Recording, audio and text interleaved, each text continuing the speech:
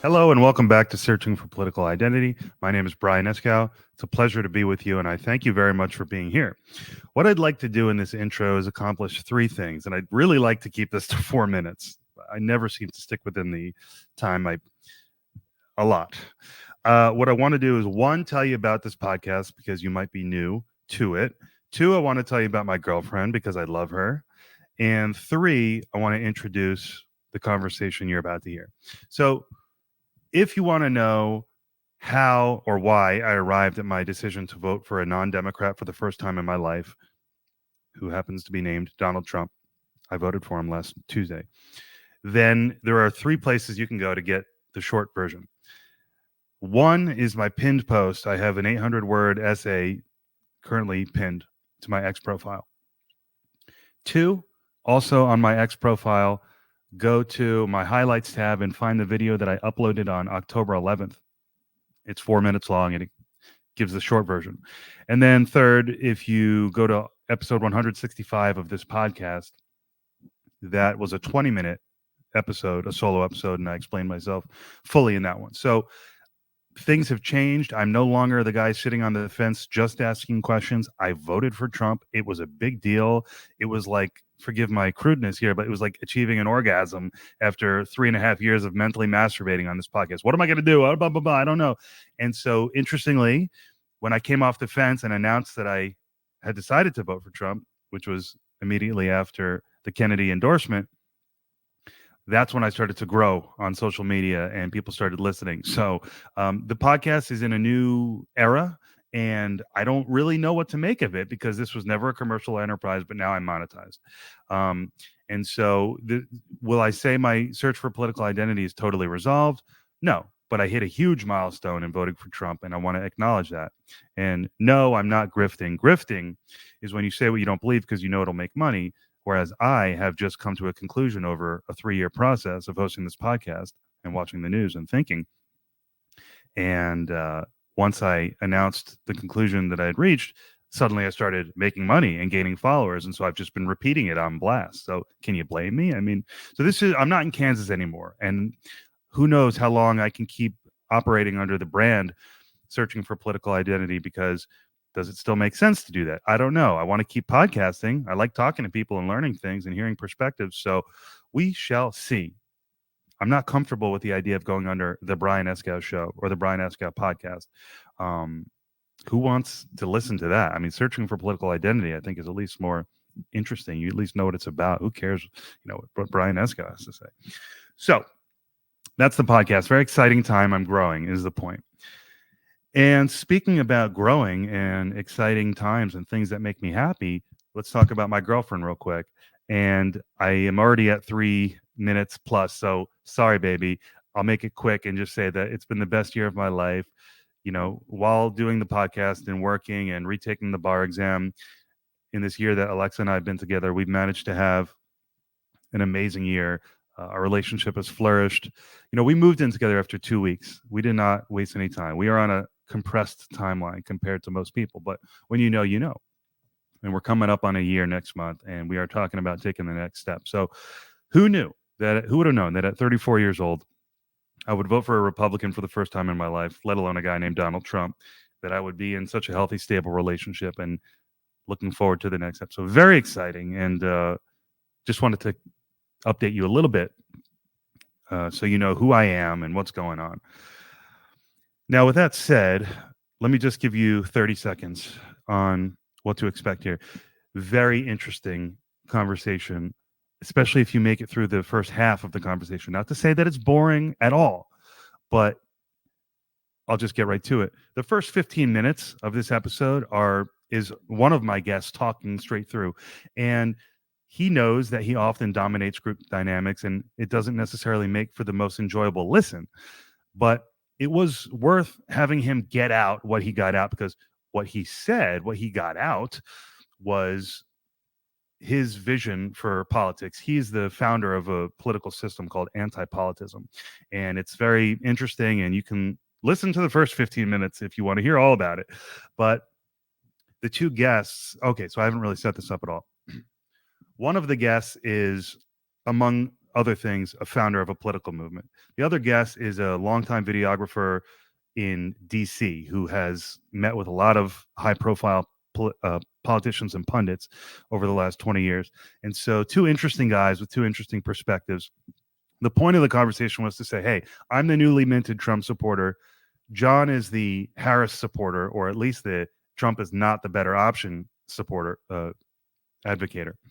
And Herb is the outside of the box thinker who's going to tell me, or actually the undecided voter, because I already voted, how to respond and how to feel about John's perspective. And so really this is a conversation for undecided voters, if there are any, and people who are interested in hearing two different perspectives on our political climate. So if you make it through the first 15 minutes, which are not boring, but they're just not, it's not a dynamic conversation. It's not a conversation. You're going to hear a really interesting, rich conversation about our political climate that is very much worth listening to. So I am just grateful to both gentlemen for joining me, and you, my audience, and my health, and my girlfriend. This is an amazing time for me, for the country, and let's hope, and I'm just going to tease now the very end of the conversation you're about to hear. Let's hope that I'm right, that Trump is not Hitler, that he's not Mussolini, that he's just Donald Trump, and all the bullshit about him is just that bullshit. That's the gamble that I took. I put my money on that. I voted for him, and so I don't think he's going to let me down if he wins. But a lot of people are afraid of him, and so this is the environment we're in, a very serious, a very divided, a very fraught, tense time. And so if you would like to hear two very interesting people give their perspectives on that, in the sense that given that they're trying to reach undecided voters, this conversation is for you. So thanks to everyone, and I will see you next week for some very high profile guests.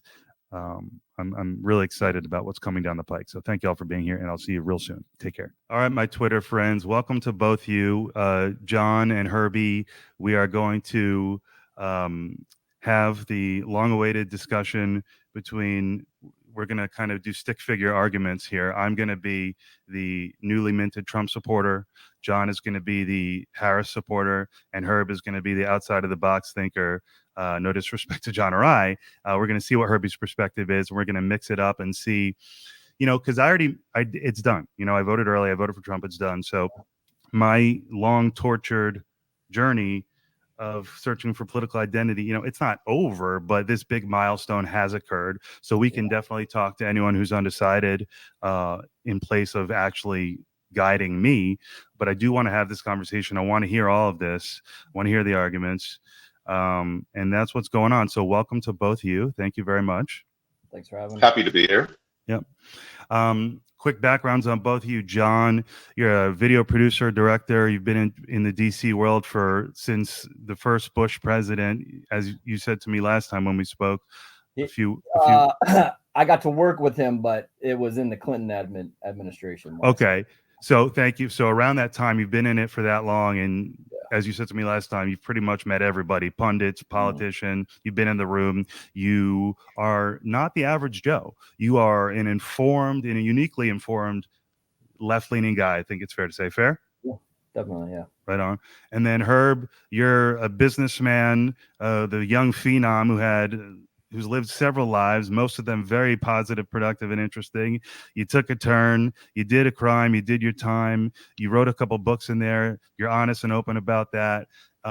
You're a deep thinker, and in some ways you're on a redemption tour. I don't know if that's still really guiding you at this point, but it guides my life anyway. Yeah. Keep going.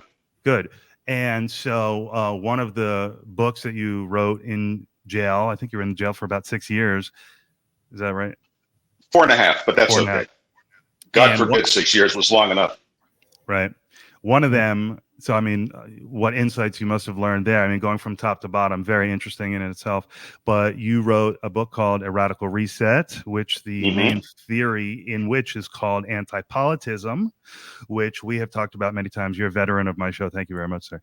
And the core thesis of antipolitism is let's get rid of the elections. Let's do qualified lottery systems. There's rules in all of this, but ultimately we're putting ping pong balls on election night. We're doing it, and the rules can be discussed, and we can definitely talk about that theory today and the motivations behind it. I think John has questions about it. So that's who you guys are, and I am the guy who has been searching for political identity and needs to figure out, have I found it? Do I rebrand the podcast? Do I keep it going? I'd like your input on that, frankly, at the very end. But let's get into John. Where do you want to start? Yeah, just because you just touched on it. So Herb, I am curious about the lottery system and how it would work. I've not read your book. I probably will. It's on, by the way, just to be self-promoting. It's on Amazon, by the way. Okay. And it's under my name, and it's a radical reset. Well, you brought it up, so I'm just going to say, okay. You got to plug it. Well, as much as I do. So anyway, antipolitism is democracy by lottery. The problem with, and left or right, this isn't a left or right thing. Antipolitism does not take a point of view. Now, in a radical reset, I present what I consider better alternatives to what we're doing for every major issue that we can talk about. But those are all suggestions, and I make that very clear in the book. Antipolitism eliminates the politics, just like the name says. So we do democracy by lottery. So to understand it, I live in Arizona. There are 9 congressional districts. If you were to look at them, and I'm sure it's true in whatever, and I know you're in California, Brian. Where are you, John? I'm in DC, but I live in Annapolis. Okay. When I was in the Navy, I used to go to Annapolis all the time. And my son was, my eldest daughter was born actually at Bethesda Naval Hospital. But anyway, I know the area really well. I lived in Laurel. I was stationed at the National Security Agency. I was a Russian linguist. I was a Russian linguist from 1975 to 79, which is, of course, before electricity. And yeah, you show Governor Podolsky. I still speak Russian. Anyway, that's so. Where was it? Also,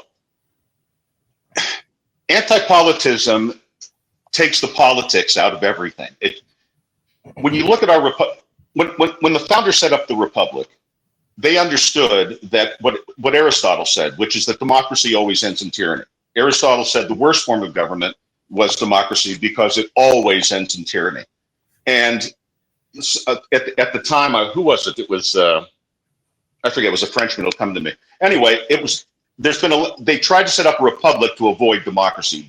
It was never intended to make the United States a democracy. So they set up a number of safeguards in order to prevent that. So modeling it on the English system, instead of the House of Lords, we had the Senate, and the senators were going to be picked by the state legislatures. And instead of the House of Commons, we have the Congress, the House of Representatives, and they're, of course, directly voted upon, and the president, and so on and so forth. We all know the rules. Well, that was all great, but they had a property requirement. You couldn't vote unless you had property, because they understood that you cannot allow a parasite to vote for how much blood they suck. And I understand how hard that sounds. Word it any way you want. You can't allow people to vote for benefits that they're not going to pay for. Yes. Okay. Same argument. Yeah. Yeah. So it's, again, like, for example, just digressing, I have no problem with the welfare state as long as it's paid for, like the Swedes do. The Swedes have a 56% income tax at the bottom. They have a 25% VAT, and they pay for their system, and they're satisfied with it. And if you get what you pay for, I'm all for it. That's fine. But we can discuss more of that later. So anyway, anti-politics. So we had the property requirement. We had the senators selected by state legislatures instead of direct vote, which the whole idea was to keep them away from the passions of it all. And we did away with all that in 1914. Woodrow Wilson, who I consider the most evil figure in history for lots of reasons, destroyed those protections. And and of course, women should be allowed to vote. And of course, people of color should be allowed to vote.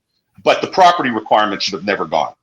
And now that it's gone, there's going to be no putting that genie back in the bottle, right? Realistically. Right. And we're not going to go back to choosing our senators from legislatures again, because, again, the political parties have too much stake in it. And the only thing stopping us from descending into tyranny at this moment, and I'm not pointing my finger at Donald Trump or Kamala Harris. This has nothing to do with political parties.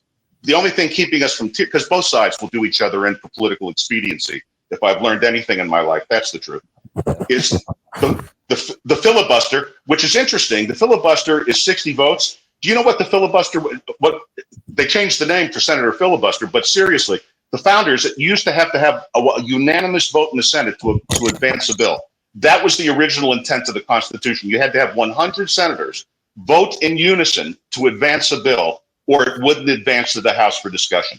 And that's because they understood that they knew the mess we were going to get into if we went down that road. And then, and the Electoral College is and there's a loud scream, particularly on the left, to get rid of the Electoral College because Democratic votes are primarily in high density urban areas. But it would eliminate 46 states. So no one would go to anywhere except California, New York, Florida, and Texas. Everybody else would be irrelevant. I don't know if people think that through, but yeah, I have a nit to pick with that, but yeah, I'm going to return to that. So I'll make sure you get your words about that. Okay, but in any case, we are on the fast track, and again, I'm not pointing my finger at any political party. They both have spent money like drunken sailors. But we're adding $1 trillion to the national debt every 70 days.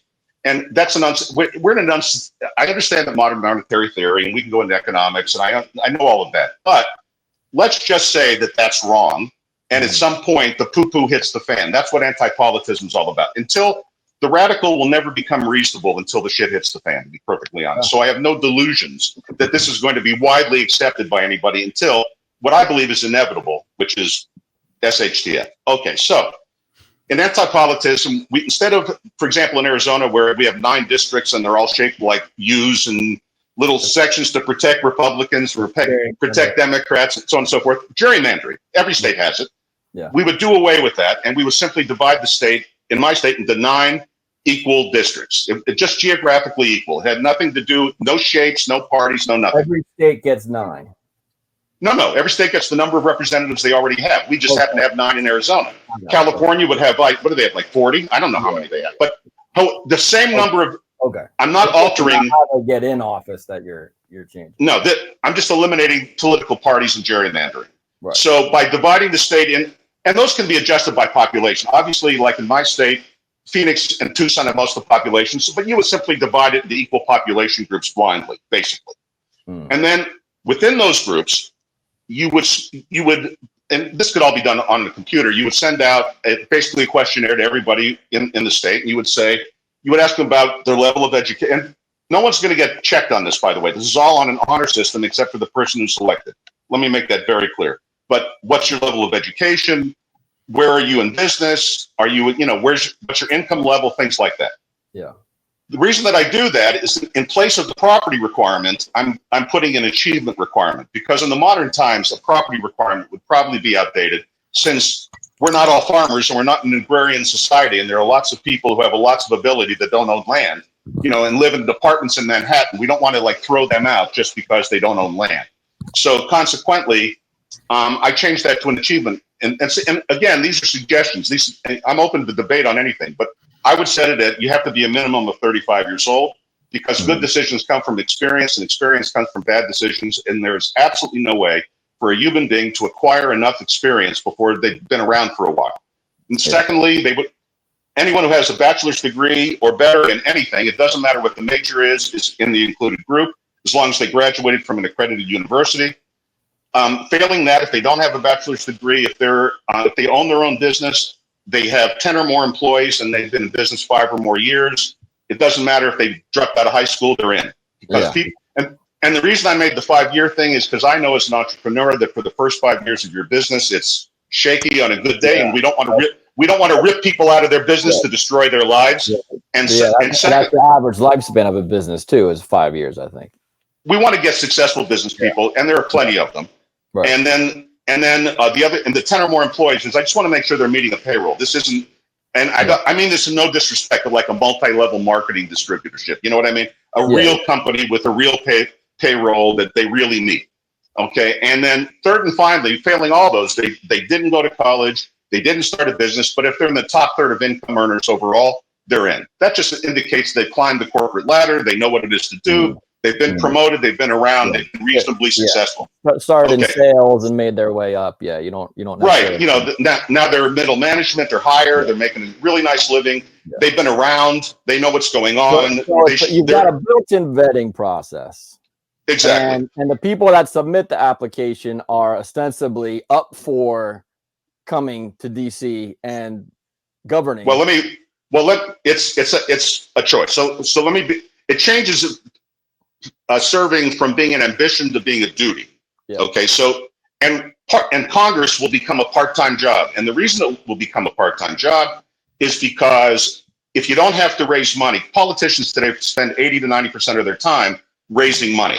If we take the money out, they just don't need to be in DC all that much. Yeah. They need to go back to set the budget, if there's a national emergency, things like that. Like when Helene came, they would call the congressman back to make a special appropriation, perhaps, to get, aid to those people. But otherwise, once they set the budget, really, they can go home. Now, they'll be paid. By the way, then we have a lottery, just to finish the process. Then on election day, there's literally a ping pong ball machine on TV, or on the internet live stream. And the reason I say a ping pong ball is because you can't hack it. There'll be no discussion of, did the Russians hack in and put in the person that they wanted. Got a few grains in that one ball, and yeah.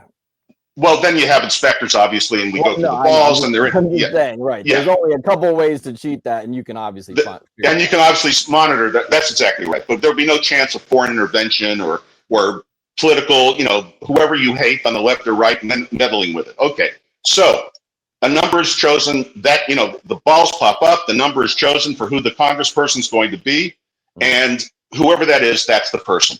Now, they're the only three people who we check their answers. Everybody else, it's answer honestly. We're not going to investigate the person who's chosen. We're going to make sure they told the truth, but it's not a very high bar. Yeah. So, basically they produce their diploma or their tax return, and we're good to go. So the bottom line, but if they don't want to serve, if they're in a position where life, their parents have cancer, some horrible thing, and they can't serve, or they just don't want to, they don't have to. They can pass. They can pass. We can run the lottery again. It's not a big deal. I'm hoping what would happen, and I think what would happen is it would change the dynamic of the country as far as civil awareness would be concerned and issue awareness is concerned, because everyone says today, I could grow up to be president, to your children, you could grow up to be, but not really. That's a long shot. But in this system, you really could. You really could. And that would mean that everybody who's in a position to be chosen would have a vested interest to at least keep up on what's going on around them. Yeah. So these people are selected, and it's blind. So we're going to get a much more representative Congress. It'll probably be majority female because women graduate from college at a higher rate than men, but it's random, but probably it'll be fairly represented by races. It'll be the demographics of the United States, but no Democrats and Republicans, just people who have skin in the game and who have actually accomplished something in their life. The Senate is chosen the same way, only there's the two senators from the state. When that comes up, same exact thing, only it's statewide instead of within a congressional district. The president is chosen by the Congress. Now, and the president is chosen after 2 years of the Congress has served. Let me also preface that this is a one and done. Once you've served in Congress, you're done. You're taken out of the lottery forever. You can never be reselected again. There's no chance of reselection. It's a one and done. So the Congress, and where I drew this is from my Navy experience. I served on submarines. And when you work with a lot of people, you work with 100 people, 150 people, in this case, 435, but it doesn't take long for the group to figure out who's smart and who's stupid. It really doesn't. Anyone who's ever worked in a group environment knows pretty quick that, these are the smart ones, and we're going to get some really smart people, and we're going to get some big morons, just like we have in Congress today. The difference is they won't be sociopaths. They won't be out there trying to chase their career, and every time they look in the mirror, they won't see the president of the United States, which most of them do. They look at, there's the president. You definitely randomly get sociopaths, but I get what you're saying. You're going to cut down on the sociopaths because they're not. Yeah.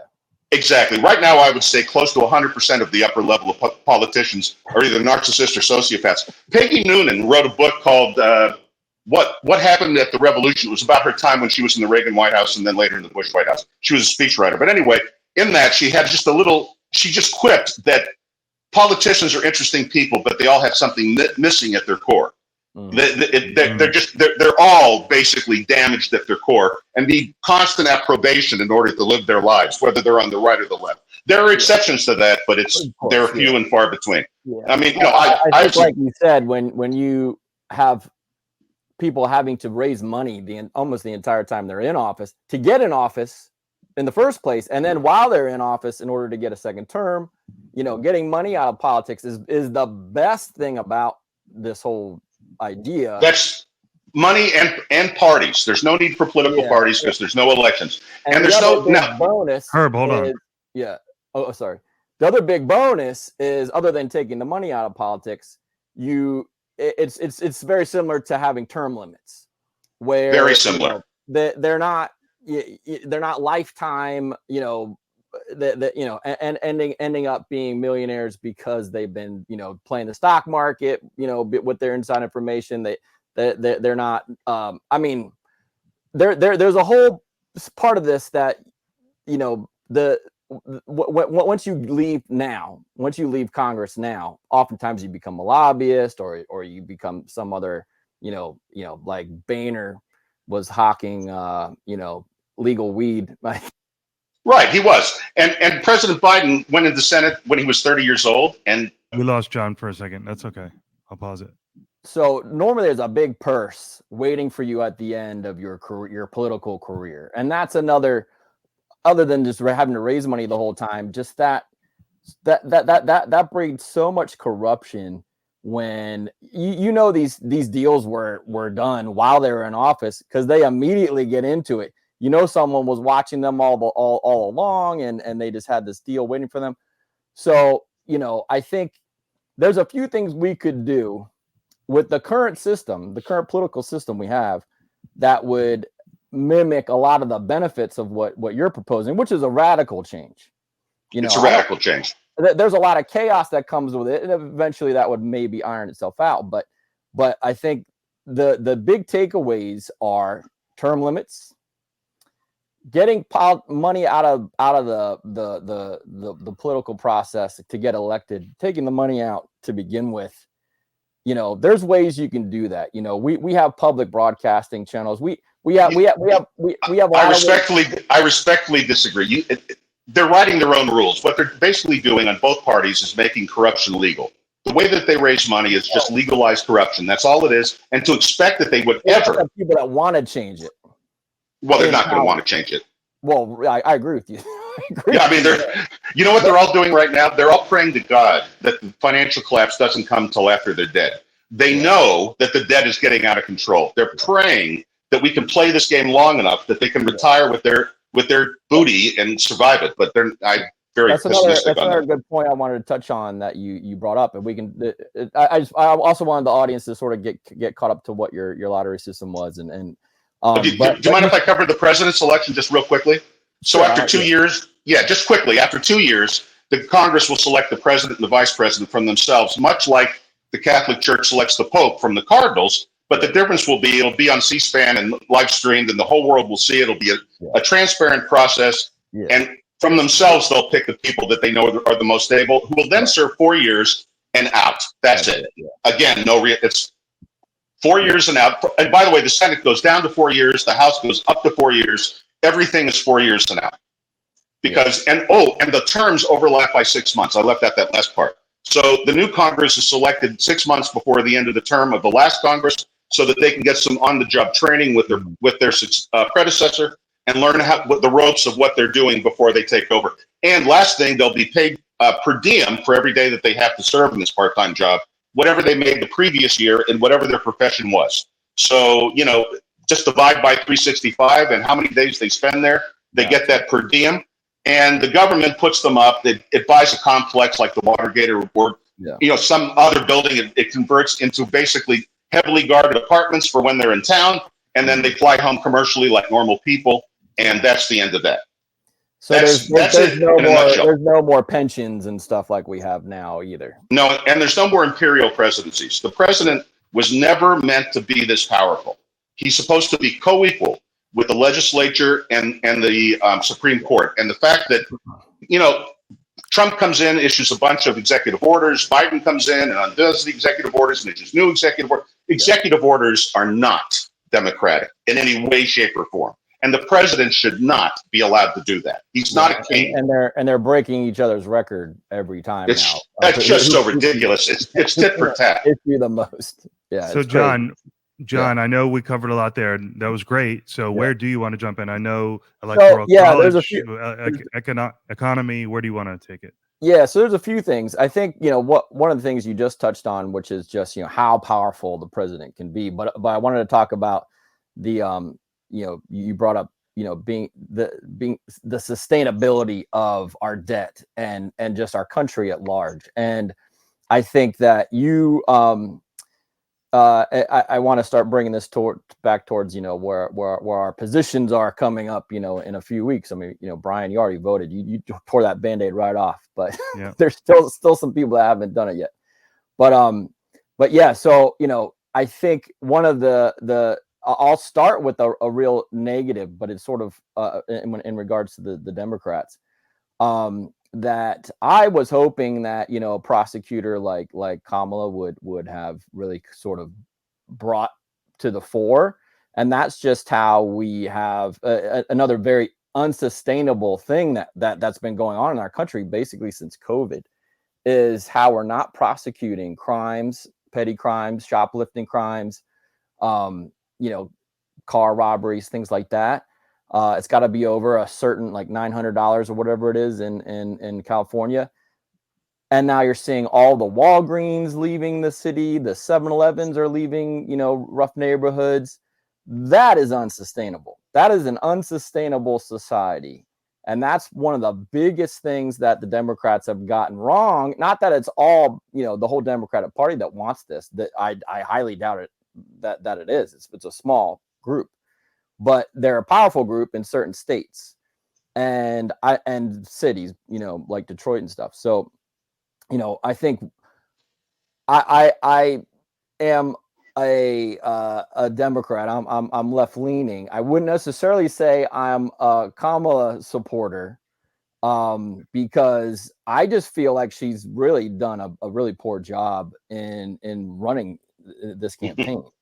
I don't think it's been way too much platitudes and, opportunities to really ding Trump on policy. She's missed and gone more for the, he's got 37 felonies and like all that stuff. And not taking the low-hanging fruit, like the crime thing that you just mentioned, where she could have unified and reached out, and doing none of that. We need to change. This is something that our party can change, because it's our party that has elected these DAs and have passed these laws. And may I interject? Yeah. The reason your party is in trouble, in my opinion, is because it began to manipulate starting in 2012.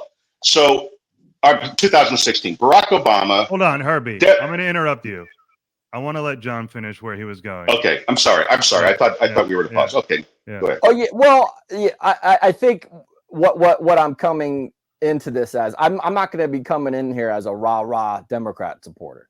I'm going to be coming in here as a realist about why we're probably going to lose the election. Well, and I just think it's because that, like you said, Brian, there's some low-hanging fruit that you just have to know the American public is just. They didn't have a primary. They didn't have a primary. Yeah. They fixed it. They fixed it for the, first of all, Herbie, it's a 3.5 year cover up. Herbie. Yeah. Sorry. Wait for a pausing point. Well, yeah, but no, okay. But I'm just saying, the position I'm going to come at is where we maybe could have done a better job in this campaign. We haven't lost yet. Who knows? But, I think abortion is going to be a big deciding factor. Like in a lot of the red states, it has in the midterms driven a lot of women to the polls. There's still a chance the Democrats could pull this out. But I don't, it has nothing to do with the campaign we've run at all. So anyway, that's really where I'm coming from is sort of a critic. I'm giving a critique of the campaign thus far, and maybe going to try to give some advice as to what we could do to change this. But yeah, so far I'm not really happy with the direction she's gone. And I understand. I think this will be the last thing I'll say, Herb, and then you can say what you want to say. I understand. I think they're being too safe on purpose. I've understood that some of her advisors are telling her to avoid getting into the mud on policy and just be positive and talk about, you know, the spirit of America and, you know, the good direction we're going to go in, which is it's fine, but we've got some really serious problems right now. And if you don't address some of the problems, and I mean, of course, she is in some ways like trying to make housing more affordable and stuff, whether or not her plan works.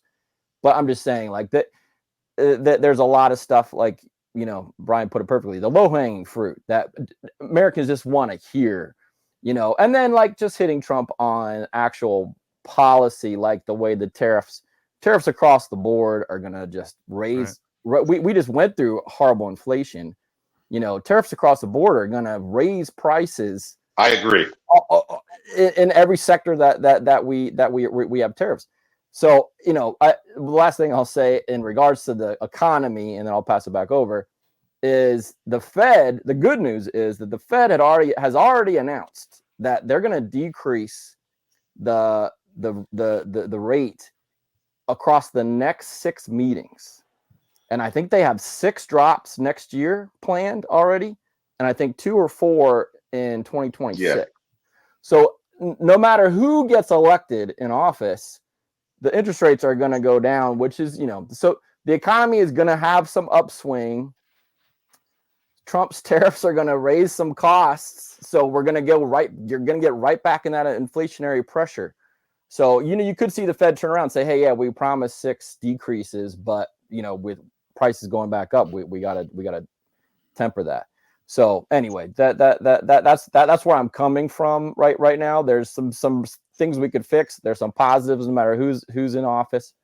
But yeah, go ahead, Herb. Okay, so in no particular order, I think just on the political side, before we get into issues, the Democrats did this to themselves by trying to fix the system to begin with. They didn't have a primary. They shut out Robert Kennedy Jr. They shut out that poor guy from Minnesota. And you know what? They have a bunch of talent on that side. They have guys like Shapiro in Pennsylvania. They've got Polis in Colorado. They've got Whitmer in Michigan. And the list goes on. There are plenty of competent Democrats who could have run. But they shut them. Yes, exactly. They shut them out. I'm not selecting my favorite or anything else. I'm just saying they have an unvetted candidate. And they have an unvetted, you know, all this embarrassing stuff on Waltz. That would have all come out in a primary process. By short-circuiting, they basically fixed it for Joe Biden, then overthrew him in a coup d'etat, and then placed in the absolute worst candidate possible because they're slaves to DEI. I mean, if they weren't slaves to they did this to themselves. If they weren't putting who you are, right. If they weren't putting what you are over who you are, okay, what you are should be irrelevant, and who you are is much more important. And at the time, for this period in time, the progressive wing of the Democratic Party has pushed them into the la-la zone. And the other reason they were never going to win this election anyway is because they jumped the shark on the social issues, and this is where they lost the working class. So when you and I were growing up, John, you know, there were Democrats. Democrats were left of center and always for the working guy. Yeah. And my family was Democratic because I'm Jewish. Jews are always Democrats in those days. There was no, I mean, we just didn't have any Republicans. Yeah. And you know, Brian will confirm that back in the day, and still today in many ways. Yeah, but having podcast was about, I don't know if you caught it, Herb, but it was with the 2 authors of a book who wrote. I saw it. Yeah, I saw it. About this very topic, Jewish voters. Go on. So, and I don't want to go down that tunnel. I'm just saying that what the Democrat, you know, guys like Hubert Humphrey and Sam Nunn and Frank Church. I mean, these are names that no one's going to remember, but these were really Richard Gebhardt. These were guys and Tip O'Neill. I'll give you a good example of a collegiality that's gone is that Ronald Reagan and Tip O'Neill used to drink together in the White House at night at the end of the day all the time. They were very good friends. So they fought it out during the day, and at night they got together, 2 Irishmen, knocked a few back. Yeah. Because in those days, I mean, I know I sound like such a boomer, but to have a democracy, it's not just freedom. You have to have virtue. That also Aristotle said, you cannot have a successful democracy if freedom is not equal with virtue. And what's happened in the Democratic Party is really deviant behavior has suddenly become mainstream. And I'm not talking about gay marriage and things like that. I'm talking about this crazy, when they went through the transgender thing, they jumped the shark. That was the moment where middle America went, oh no. Every parent in America went, oh no. You can tell them all day long that boys are girls and girls are boys and you can pick and this and that. Forget it. America stopped listening at that point. It was like, oh, you got to be kidding. Yeah, I think just to touch on that real quick, I think that's probably the largest factor in how we've lost a lot of the black male vote. Oh my God, yes. You've got, the Christian black voter is a social conservative group, and that's a massive.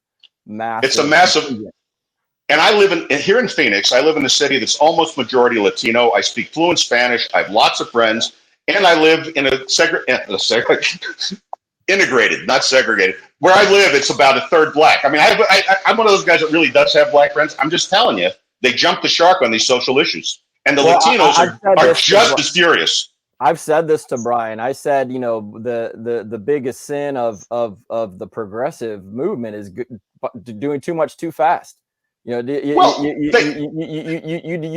even have the discussion yet about trans being in sports before it was happening all over the country. And I think the first time any of us even knew anything like this was going on was there were these track stars up in, I want to say somewhere in Massachusetts, these two, trans girl, black trans girls on this track team that were just wiping the floor with the biological girls on this team. And I just remember thinking, I don't ever remember there being any sort of policy on this or referendum or any even discussion, really. It just all of a sudden. I don't know where it came from. Yeah, it's all of a sudden it came out of nowhere. Who I always wonder who was the first idiot who thought that was a good idea. The libertarian, a guy like Dave Smith will say that the bankers, the globalists, basically trotted that out just as people were starting to focus on their enterprise. Yeah, it's wild how I'm not going to delve into any sort of conspiracy about it, but it's wild how I don't go down there. It just slipped in. It was just happening. And I just remember being was there a school board meeting that we all missed? And there's a second issue, and that's the reparations issue, which they've got to stop talking about. That is an amazingly unpopular issue, even with most black people. Outside of an activist group of the BLM left and among the black community, they think it's stupid too. There are no living slaves. There are no living slave owners. This is insane. Everybody in their background has been a slave at some point. Everybody in their background has been a slave owner at some point. Everybody. It's the oldest institution on earth except prostitution. We have to stop dwelling on it. Jesus Christ. There's a really big thing that people miss, and that's, after the Civil War and after we freed the slaves, we did promise them 40 acres and a mule. No, we didn't. Wait. That is a debunk. Debunk. Herby. Wait till I finish. Okay, guys, that got hot. That's good, though. Two passionate people. Very good. No, seriously, I appreciate both of you. We're going to advise the audience to do their own research on that subject because we just started crosstalk. So we're going to move on. I'm going to reset by saying that I think we've established, the rabbit hole about reparations aside, that there is this shifting political landscape, and people like myself, if I may say, who are reasonable and moderate, are saying, what is going on, and giving cause to reevaluate. So the core purpose of this conversation is, let me go to John to say, John, you've critiqued the Democrats, you're reasonable, you're independent, you've established yourself as someone who I should listen to. So why then, if you're not pro-Harris per se, why not Trump? So, I touched on it a little bit earlier. I think that Trump's economic plan is ridiculous. Just tariffs across the board. I mean, in regards to, lowering costs, like grocery costs, just the cost of, buying appliances, the, home prices, all the things that we are worried about right now and wanting to bring down. Tariffs are the last thing that you would want to do when you have brought inflation down from 8 to 2.5. So just his plan, his economic plan is ridiculous. this time, and I talked to you at length last time about how the economy in his first term really had little to, if anything, to do with him. I think his economic policies have been bad. One thing I want to touch on is the his international policy. And this is something that we didn't really talk about at all before. I think that where he's the most dangerous, economy, we can absorb things. Some people will win, some people will lose. But when it comes to international policy, his moves last time can be linked to what we've seen these last 4 years. I think when he moved the capital of Israel to Jerusalem, that was a big negotiating tool for a two-state solution. When he negotiated the Abraham Accords without Palestine being involved in any way whatsoever, when we had we moved our embassy to Jerusalem, our Israel embassy to Jerusalem. What that did, that really just yanked away any power the Palestinians had in negotiations. It was very apparent that was what he was doing to them. And so, this doesn't excuse October 7th. October 7th was a horrible terrorist attack that was evil, and there's no excuse for it. But painting them into that corner, you corner a rabid raccoon, he's going to bite you. There was nothing left for the Palestinians after Trump. There was not. He swiped it all away. So what's left? What we saw. So and on Ukraine, he's gonna. Can anyone articulate how he's going to end Putin's invasion of Ukraine, other than just giving Putin what he came to get?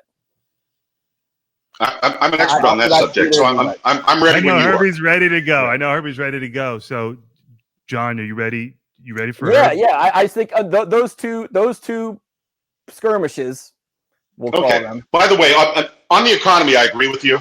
I think tariffs are stupid. I also think the immigration policy is stupid. I disagree with both of them on immigration. To support our welfare state, we're going to have. When Social Security was incepted, and as an old guy, I know that it's my generation that's going to ruin us all. Social Security is 25% of our expenditures now. And if we don't bring that under control, we're in big trouble. And when Franklin Roosevelt set up Social Security in 1936, there were 159 workers to every retiree. And it's always been a pay-as-you-go system. The trust fund is a political fiction. But it was always solvent because there were so many workers paying in. Today, there are 2 workers for every 1 retiree. We desperately need immigrants. We're backwards, but you cannot have an open border in a welfare state. So you have to do it. We had a good program. It was called a Bracero program. Reagan had it. I don't know why we ever abandoned it. I think it was Bush 1 that did, which is insane. But basically, you give them, call it an orange card. They come across the border. They're Braceros. They can come into the country as long as they don't have a criminal record. They can work. They can go back to wherever they're from during the off season, come back. The reason so many are in the country now is because they're afraid if they leave, they can't get back in again. Take it from me, whose family's in the produce business. It's really true. So I want to say, generally, I agree with you. I think they're both insane. And now let's move on to foreign policy. Okay, I'm going to start at Ukraine because I'm an expert. I speak fluent Russian. I was a Russian linguist. I worked at the National Security Agency. I read and write Russian. I understand Ukrainian because it's very, very close. And I have a deep understanding of Russian history and Ukrainian history and how they intertwine. The first thing I'm going to tell you is there is no U.S. interest in this war. We should have never gotten involved in this war. Ukraine has, for the last nearly 500 years, been a part of Russia. The Crimea to Russia is what Florida is to us.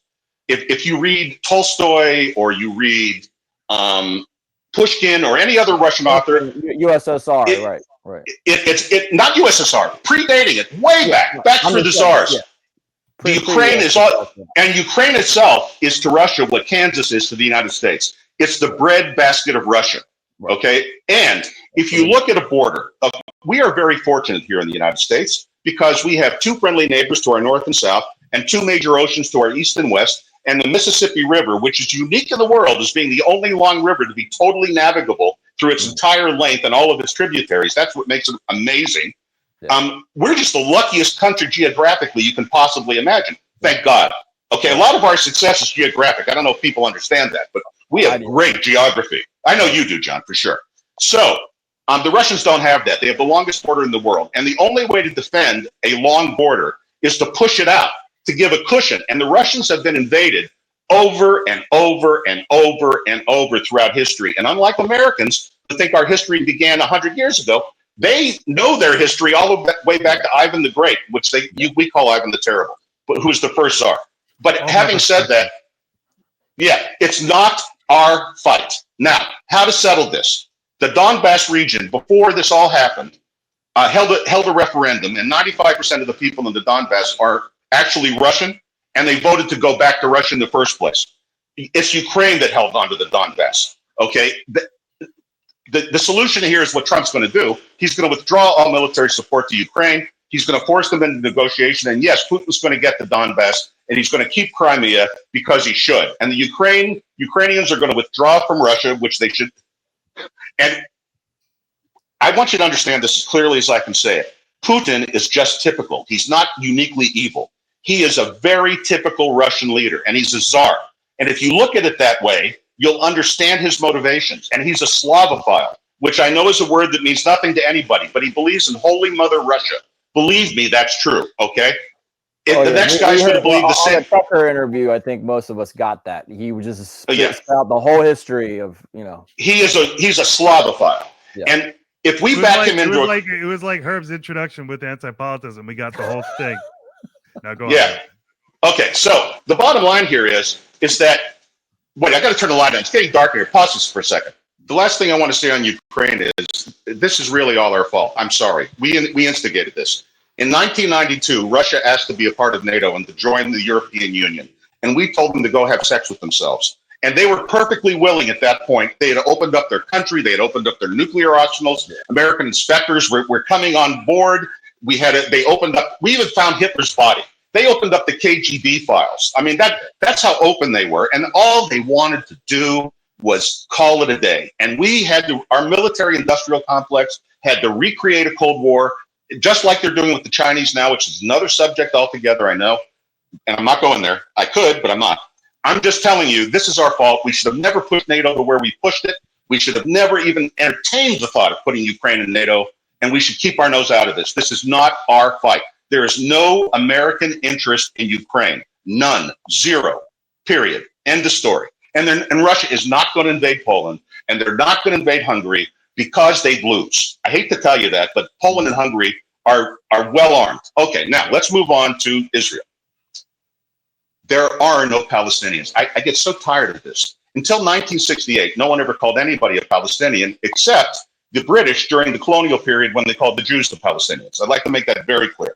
The name Palestine is the Roman word Philistine, which was meant to insult the Jews of Judea. Okay, the country was Judea. The Jews have been there all along. Okay, so this whole argument that whose land it was, and there were approximately 500,000, that's basically Bedouin Arabs who left, and they weren't asked to. What everyone always forgets is there are 2 million Arab citizens of Israel with the exact same rights as every other Israeli, and that's 20% of the population, by the way. They serve in the Knesset. They get free university, free medical, like everybody else. They're innocent till it's the only country in the Middle East where Arabs are actually living in a democracy, and plenty of them fight for the idea. That's never reported, but it's true nonetheless. Now, when you start a war, you don't get to bitch about losing. Sorry. When you come into a country and you kill a little country of 9 million people, that's the total population of Israel, and you kill 1,400 people, if you make 9/11 killed 3,000 people to a population of 340 million, proportionately to Israel, that's 46,000 people that died that day. We would have had to have lost 46,000 people to understand how Israelis feel about this. That's what happened in Israel. And now, let me go back to Trump and his foreign policy, which is, I disagree with the Abraham Accords and how you think they came about.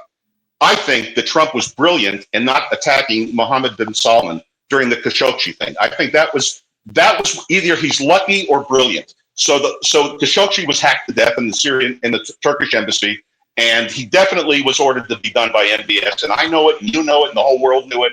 And I'm not denying that. But countries don't have friends; they have interests. And this is how you have to think if you're going to look at what's good for America. Okay, so at the time of, if you remember, every world leader was condemning MBS except Trump. Trump kept going, well, he says he's not guilty, and we'll wait and see, and all this stuff.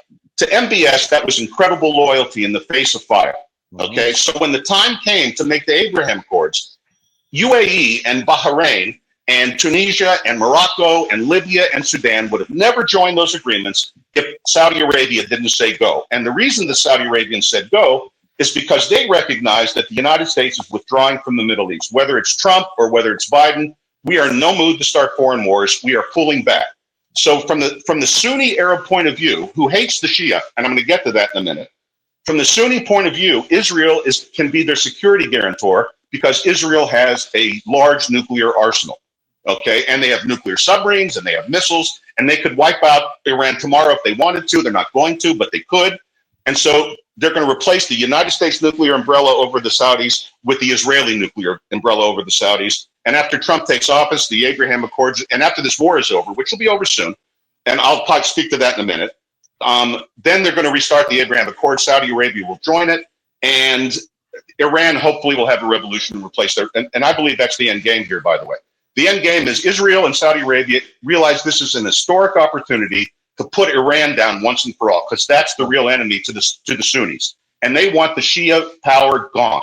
And the way to do that is to let Israel do what it's doing. It's destroying Iran's proxy armies all over the Middle East. Yeah, Hamas is they're not going to stop. They're not going to stop till Hamas is dead and gone. Period. End of story. There's not going to be a truce. There's not going to be a discussion. And I've been speaking to Israelis one-on-one because I have connections over there. Don't believe the news. The Israelis want to kill them all. There's Netanyahu is not getting opposition. If anything, he's being pushed to go harder. Frankly, Hezbollah, they're going to annihilate Hezbollah, just like they've been annihilating Hamas. And the retaliation when it comes, and the only reason it hasn't come is that stupid leak. And that's why they don't trust the United States, because we leak everything. So they leaked out a bunch of Israeli intelligence. That was not a smart thing. So the Israelis have changed their plans a little, but let me tell you what's going to happen. Okay. They're going to decapitate the regime. So what's going to happen is just what, and the Iranians, the reason that they're seeming so conciliatory, they want to make peace is because Israel has killed the head of all the opposition. Nasrallah, Haniya, Sinwar, the list goes on, okay? Israel is now decapitating their enemies' regimes. Hezbollah is finished. They're just a bunch of ragtag gangs out there and nobody wants to be the head of Hezbollah because you're a dead man walking. Israel will kill you the next day, just like they've already killed the leader, the assistant leader, and the third leader. No one wants to be the fourth leader. Yeah. Now, they also proved when they killed Haniya in downtown Tehran that there's nobody safe in Iran. And the Israelis have completely infiltrated the Iranian government, and they don't know who to trust, and they're in a very paranoid position. Israel is going to kill them all. They're going to kill the Ayatollah. They're going to kill everybody in government. They're going to destroy it from the top, and they're going to hope for a revolution from the bottom and what they're not going to do is they're not going to destroy the oil facilities because they don't want to impoverish the Iranian people. What they're going to do is set up a revolution to where there can be, in my opinion, this is a little far out because no one's talking about it, but I think this is what's going to happen. The Shah of Iran is Reza Pahlavi. His son is the sitting Shah in exile, and he has a complete government in exile. He has ministers, and he has everyone ready to step in. And he gave an address last week, and he addressed the Iranian people, and he's preparing them for what's coming. And he'll end up being a constitutional monarch like the King of Spain did after Franco left. And hopefully they'll set up a better government because Israel and Iran were friends before all this crap happened. And the Saudis, that's the end game. That's the end game. As far as the Palestinians, I'll call them Palestinians, even though when they left historically, you can, again, fact check me on this, about 500,000 Arabs left at the time. They've had a lot of children, and there's more of them now. But the original exodus was about 500,000. The Israelis did not force them off their land. The Grand Mufti of Jerusalem worked them up into a frenzy. And by the way, he was an ally of Hitler, and there are plenty of pictures of those two together. He was telling them that the Jews were going to kill their children and use their blood to make matzah. So he got them into complete hysteria, and they ran. The ones that stayed back are the 2 million that are still in Israel today, happily living ever after, and no one ever tried to take their land. That's a popular myth. Israel, they left. Israel said, "Don't leave." They left. Okay. They left. Herb, And you get and then they get what they pay for. John, I need to give you a couple minutes to, if you Well, want to. sure. I mean, well, Herb gave a really great detailed history and in-depth about the current events, but you did not refute that Trump had a hand in it, and that Trump in what? Oh, you mean moving into? Well, that was actually the opposite. By being the president that kept his word after every president since Truman has promised to move it to Jerusalem, he signaled to the Saudis that they finally had a reliable U.S. ally. You have to look at it. You have to look at it from. You can't look at it from a news report point of view. You have to look at it from how would a leader look at it, playing chess, not checkers. And from the Saudi point of view, sorry, it worked out great. Interrupt you, Herb. Just wanted to give John his rebuttal time. And John, I want to allow you to finish. Every president did promise that as part of the two-state solution. And there is no. By the way, last thing I'll say, and I'll shut up, John. It's all yours. Read the charter of both the Palestinian Liberation Organization and Hamas. There is no two-state solution. They want no two-state solution. There's no Palestinian Arab who wants a two-state solution. This is a myth of American politicians. They have been offered a two-state solution 8 times since 1948. And 8 times they said to the Israelis and the rest of the world, "Go screw yourself." So there is never going to be a two-state solution. Israel is going to Puerto Ricanize. The West Bank is to the Israelis. They don't call it the West Bank. That's Judea and Samaria. That's annexed to Israel. It's never going to be given back. They can forget about it. The Gaza Strip. Okay, but how did just because in today's politics, people are saying because Biden's in office, we've got World War III versus Trump, who's just sort of set these things up. Like you said, MBS got Saudi Arabia in the Abraham Accords. He did move. It's the plan. It's the plan. You're right. It was Trump's plan. That's what I'm saying. It was Trump's plan, but he was part of the plan. It's MBS's and Israel's plan, but Trump is very supportive of it. Right. And MBS and OPEC got Trump to go into the 2-year. Well, MBS understands that fossil fuels are going to eventually go away. Blamed on Biden. I understand, everything that you said. I'm just saying I didn't hear anything exonerating Trump. So I'm not trying to exonerate Trump. I think he did the right thing. So let me step in real quick and say thank you to both of you for a very spirited and informative and honest and human conversation that I think we might have all enjoyed. I certainly did. And so, Herb, I want to give you 3 to 5 minutes now to respond to this general argument from John that, and I know I've already said this, but the Democrats are not perfect, but that Trump is not the better choice because he's a felon. His foreign policy doings have caused tension. We've established it's part of Israel and Saudi's plan. So, okay, but talk to Trump not being the better option with the economy. You agree with him on tariffs and immigration. Maybe not totally on immigration, but why is in 3 to 5 minutes Trump the better choice, or is he not? I don't think it matters. I'll be honest with you. I think that the reason that Trump is so unpopular is because the deep state, and again, it's not a conspiracy. It's that bureaucracies everywhere all have the same interest: grow the bureaucracy and accumulate power. Every bureaucracy does it in every country throughout history. It's what bureaucracies do, and the bureaucracy is terrified, and the military-industrial complex is terrified because what Trump is proposing to do, and I think this is what makes him the better choice. It's the whole Elon Musk thing. They're going to form a commission to reorganize the federal government, and that scares the crap out of bureaucracy, and they're really going to do it. And Trump demonstrated in his last term, which, by the way, I don't think he even knew he was good. I think he thought he was going to lose. The 91, I've never seen a more surprised-looking guy in my life. Right, I don't think Trump had. So when he went in, he had no idea what he was doing, and he had to kind of learn on the job because he didn't really expect to win. Now, this time, he's had a lot of time to set this up. And although he had nothing directly to do with Project whatever it is. What was that name of that project? 2025? Yeah. Okay. Putting aside all of its goals, and I believe he had nothing to do with it. In fact, he made it a point not to have anything to do with it because he knew the Democrats were going to beat him over the head with it.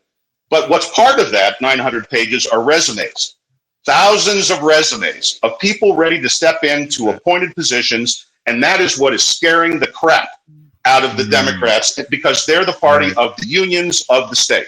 Now, and the military industrial complex is terrified, because what the first thing Musk has been talking about, and I believe he's right, is changing the procurement process, the insane way we pay $300 for a toilet seat, that kind of thing. I'm using it as a dramatic example, but you're going to see a major reorganization at the federal level. Whether it's good or bad, it'll be interesting. I believe, politics aside, that Elon Musk is possibly the most important person who has ever lived. I'm just saying, in terms of impact on the lives, in terms of impact and historical impact and future impact of what he's doing, in my opinion, and I know he's got Asperger's syndrome, I know he says crazy things, I understand all those things, but I believe that heroic people don't crack marble. The only reason we Aristotle was just as crazy as Musk. It's just that we didn't get to meet Aristotle. He's just a marble statue to us. But Musk is a real guy, and I'm telling you, he's the most remarkable human being who's ever lived. And that's Aristotle was on the spectrum. Most people who are really great are on the spectrum, because they need that to shut out the noise and really think about what's going on. And if you think about it, a lot of really excellent people. Charles Schwab was on the spectrum. I mean, I can pull it out of the air. Wait a minute. So you tell me there's a chance for me. All right. So, Herb,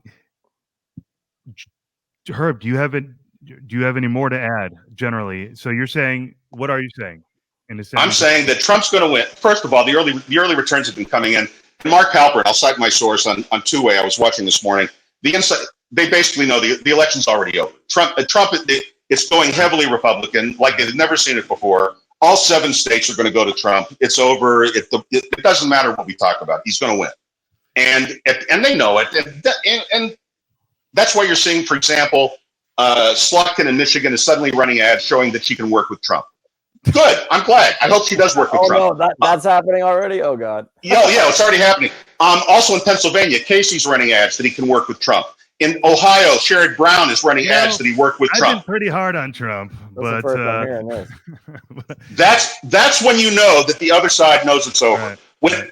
Because they want to retain. And by the way, I hope there's divided government. I'm praying to God the Democrats at least get the House, because I don't want anybody to have sole government.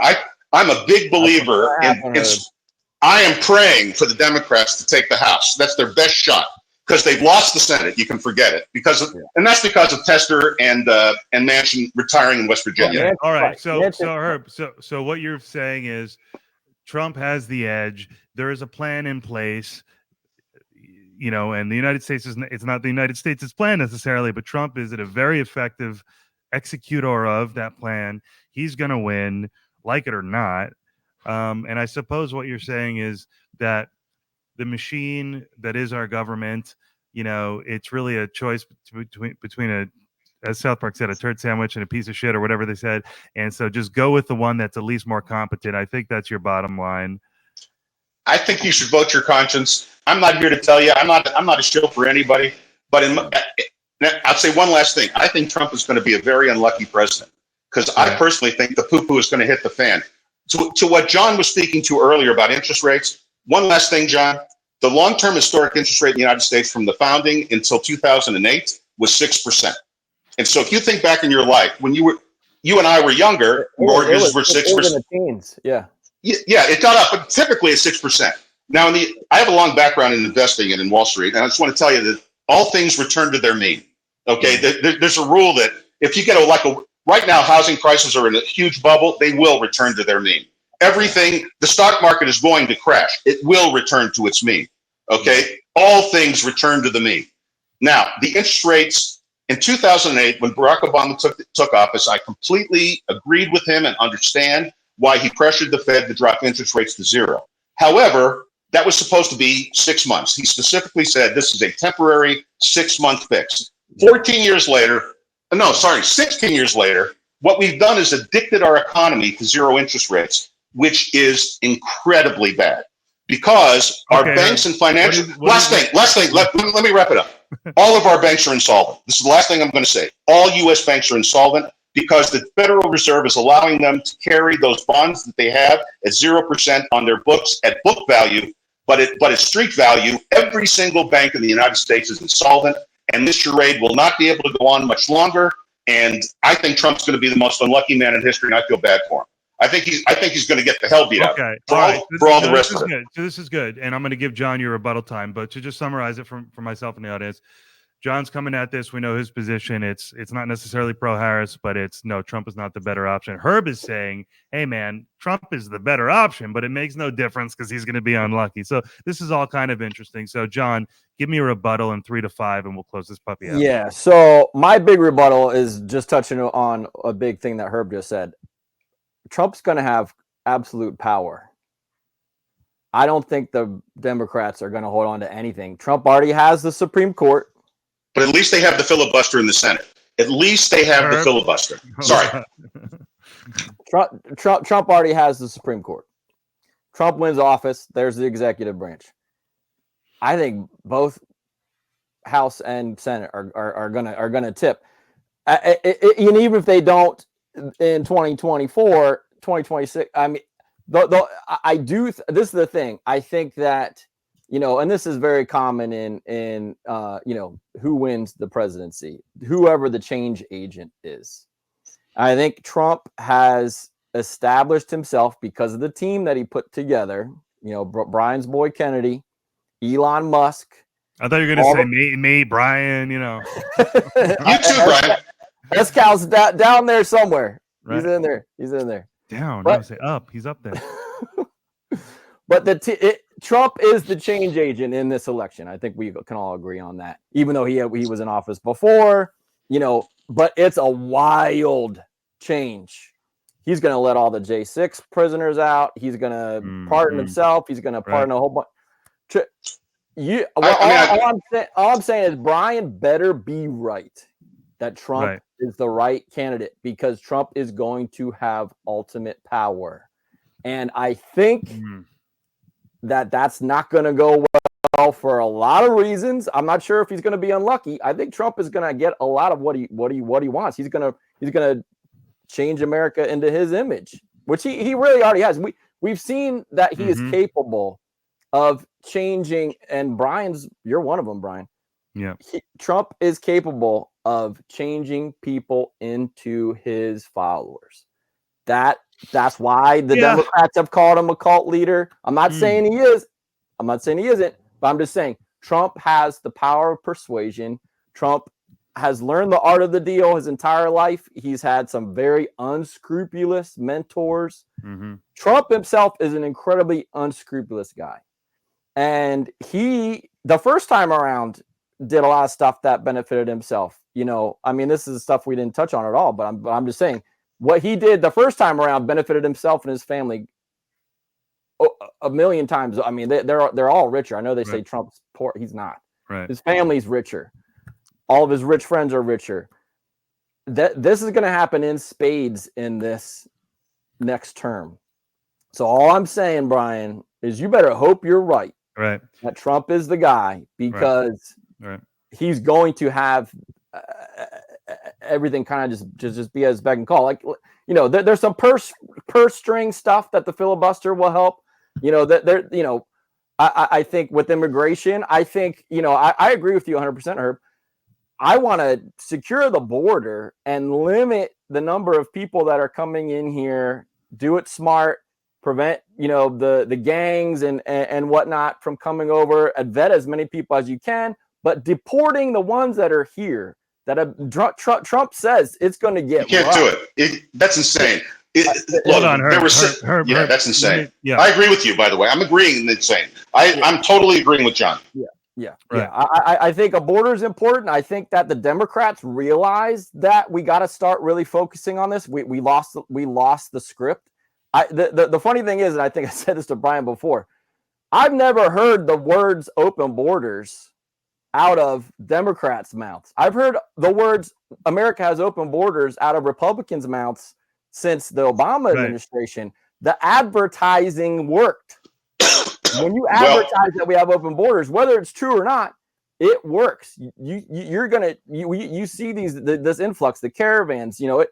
my point is, the Democrats are like, we can't play nice on this anymore. They try to get a bill through. Trump, of course, scuttled it because he's like, I'm running on this right now, guys. You can't pass a bill now. Whether or not it would have solved everything or not, at least it was a step in the right direction. The Democrats see some of the writing on the wall. The Democrats were going in the right direction in a number of ways. Honestly, even in trans and sports, Biden actually addressed the Title IX in colleges to say, look, it might have gone a little too far. He's saying he's going to let the colleges decide. The ball is more in their court now. There's not going to be this. It was language that was soft, but it also really kind of strengthened girls' sports. The different sporting commissions, the athletic boards for the swim teams and stuff. There's already never going to be another Leah Thomas. They already extended that. I think they had 2 years of being on hormones. They already stretched that to 3 years. They understand that they've stepped in some shit, and it smells bad. They need to just ban it and stop it. Stop fooling around. No, they honestly should. But my point is, and I've said this to Brian before, the Democrats are responsible governors. When it comes to fiscal policy, both parties drive up the debt. There's a lot of things that we need to do to fix that. But Trump is going to be a bull in a china shop. Like people said he was the first time. But like you said, Herb, he didn't know he was going to win. He wasn't prepared. He didn't have a full cabinet. He ended up just bringing a bunch of friends in. But it's not just going to be friends this time. It's going to be people, like you said. Actually, just the opposite. The one thing. Well, all I'm saying is Trump is going to have an entire. He's already said he's going to get rid of a whole lot of lifelong public servants and fill it in with his sycophants. So you don't just have the three branches of government. You're going to have the people who do the minutia of government that are going to be able to. There were some safeguards against Trump last time. A lot of people ignored his orders, and he's not going to have that again. That's for sure. Yeah. So my point is, y'all better be praying that Trump is the right guy for this hour, because he's going to have a lot more power this time than he had last time. Right. So thank you both. The only thing I'd add, just one thing. No adding. Okay. Herby, 15 seconds, please. 15 seconds. A lot of your facts I don't really agree with, but your conclusions I do. And the bottom line is this. Bureaucrats their heads are going to roll. You're right. Lots of them. Okay, so this is good. So thank you both very much. And my response to that is it's powerful. It's powerful closing. So, and it's really good closing. And so my response is, yeah, it is a bit of a gamble, isn't it? I'm taking a bit of a gamble that I believe my eyes and ears over, what I view as lies from the machine. I've become one of these people. And so it's not Trump per se that has won me over. It's all the things that I list on, and people can read my boring, repetitive, autistic at times tweets to see, what my reasons are. But the basics, the results, to say, hey, results are better. And so we've had a discussion here about delayed results and how Trump is responsible for some of the things happening under Biden. So we got to process all of that. But yes, I am taking a gamble that this is going to pay off, that Trump with power and intention and understanding and experience is not Hitler. I am absolutely putting all my money on that. And I am proud that I'm not in the closet, in the shadows, and that I'm willing to do that. And I do hope that I'm right. And, I have a couple friends who know me to be quite gullible at times. I mean, you don't want to know how much I gave a guy to put shaving cream on the side of my car to fix the dent at a gas station when he approached me randomly. So I have a little too much trust in people at times. But my response to that actually is, and I don't know if you saw this, I posted this before. I thought it was actually one of my better posts. I said, I doubt you've seen it. I've said, I'm very gullible, and I acknowledge that. And so people say, you're so gullible falling for Trump's shit. And I go, well, what about my whole life voting for Democrats? Wasn't I gullible then? So a lot to reflect on, and I will be reflecting on it, but I won't be in a position to change my vote because it's already done. So this is for the undecideds, guys. It's a very timely conversation. It was a spirited one. And I appreciate both of you. I really enjoyed it. So spirited and friendly. I'd like to say that we were very collegial, as everyone in America should be. Yeah. You know, I respect John. I might disagree with him on things, but I respect him. And that's just all anyone can ask. Yeah, no, Thank so it's funny, John. At one point, I think you said that you might have said, I think Herb might have wanted to set this up because Herb, I know, listened to our conversation and had much respect for your taste in music, John, and your worldview. And he said, I don't necessarily agree with some of the facts and mutual respect here. And so I'm glad I was able to pull two of my heavy hitters from. I enjoyed it, John. Anytime. Yeah. Me too, Herb. I thought it was awesome, guys. Thank you to both of you. Thanks, Brian. Thanks for having me back on again. And Herb, talk again in the future sometime. I hope so. Take care, John. Take care, Brian. Bye-bye. Adios, man. Later.